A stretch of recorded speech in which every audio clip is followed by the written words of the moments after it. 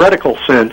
And I'm wondering if you, of course, the Muslims, Christians, and Jews are always talking about the same Yahweh, but they slightly change it to Jah or Jehovah or Allah or any Lord or any number of other variants. So I'm wondering if you have any comments on either of them. Yes. Your first question was about the Tower of Babel. Did I hear that correctly? I think he said Babylon. I thought he said Babylon too, but I'm wondering. But I'm wondering. You said the Tower of Babylon? Because that would be. It falls because of Babel, right. Yeah. Well, the Tower of Babel is a wonderful metaphor for the dispersion of languages and why we have so many languages now. Of course, I don't believe the story of the Tower of Babel. I think that's clearly fiction.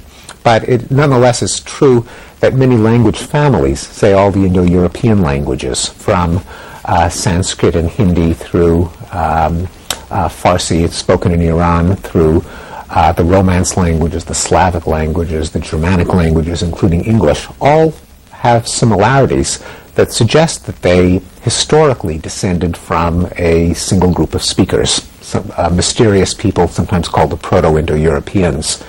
So the grain of truth in the Tower of Babel story is that you can get diverse languages as descendants by a process quite similar to biological evolution from an ancestral population. But I don't believe that there's any deliberate design in it that God tried to confuse people so that they wouldn't approach heaven or all of that stuff. In terms of the names of God, I think that's a beautiful example of word magic. And you're right to connect it to the phenomenon that people have this gut feeling that Obama must be Muslim because of his name, Hussein. We read far too much into names. We think they have a power that the actual thing that the name stands for has. Now, when it comes to God, the most powerful thing that we can conceive of, then the phenomenon of word magic comes in spades, and therefore the name of God is a very, very touchy matter. In Judaism, as you point out, one never pronounces the name of God. In fact, no one knows how to pronounce it. Yahweh is a reconstruction of the most likely pronunciation, but by tradition it could only be uttered by the high priests in the presence of the Ark of the Covenant on the holiest day of the year. It's spelled the four letters, the Tetragrammaton, Yud He Vav He, which can then be pronounced Jehovah, an incorrect pronunciation, but it's consistent with the letters. And you don't go there if you're an observant Jew. In fact, nor do you use the word El, or casually, which is cognate with Allah, for God himself. You mentioned the Lord as a euphemism. There's also Hashem in Hebrew, the name, as a way of referring to God.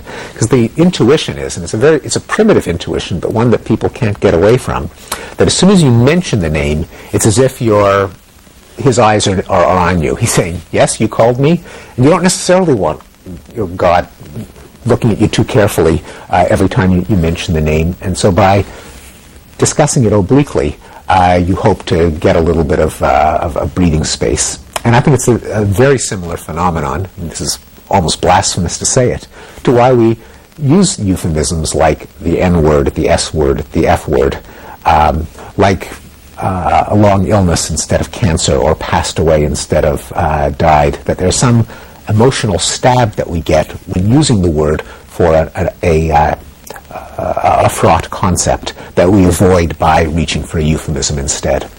Troy, New York, hello. Hi, thank you for taking my call. I just wanted to know, what role does melanin play in the brain and also in cognitive thinking?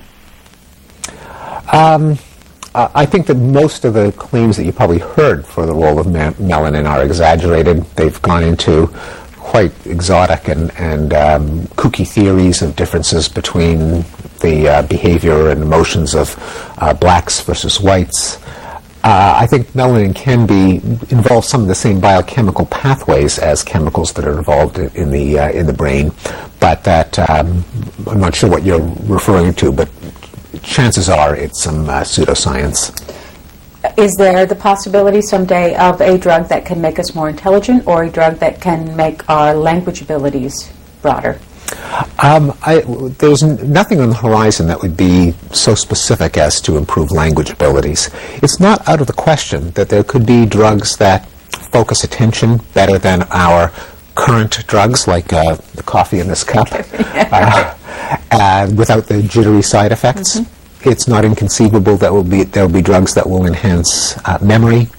But I don't think that any of the science fiction scenarios of drugs that would give you superhuman powers are things that we'll see in our lifetime. The brain is just too complicated. What do you think is the most exciting research on the brain being done today? Oh, well, I think some of the studies on development of the brain in utero and the pathways by which neurons are guided to their destinations, hook up with other neurons is exciting. I think the application of functional neuroimaging, like fMRI, to aspects of brain function that were previously just too hard to look at in terms of the brain, like empathy, social cognition, morality, religion, is exciting. I think the study of using new genomic techniques of the genetic basis of thought and emotion and personality are of interest. And I think the connections to evolution, using evolutionary theory to ask the why question, the what for question about features of human psychology is tremendously exciting.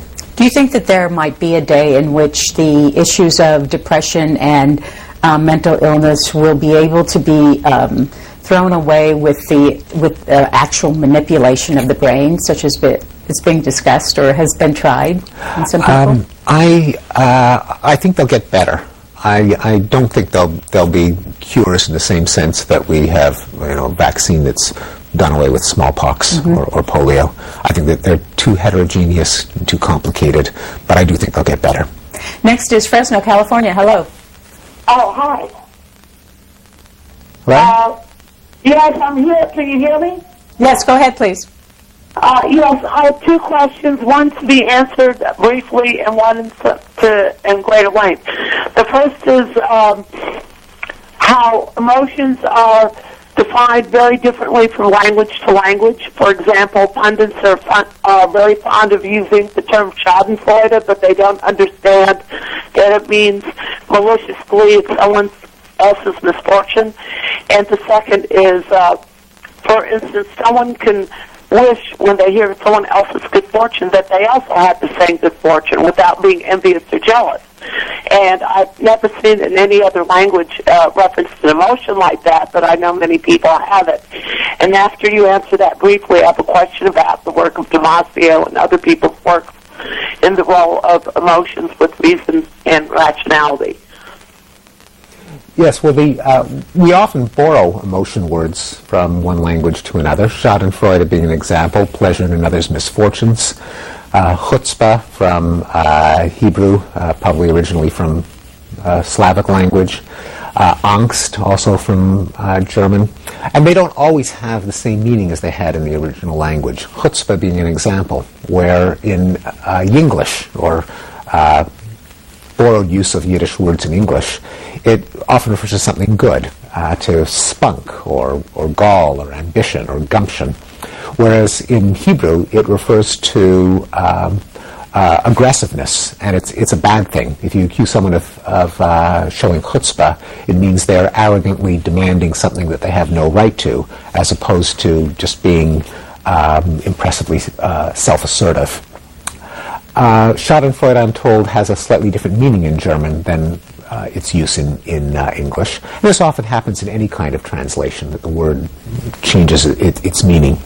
I think there's so many more emotions than there are words for emotion that we're always tempted to borrow words from other languages.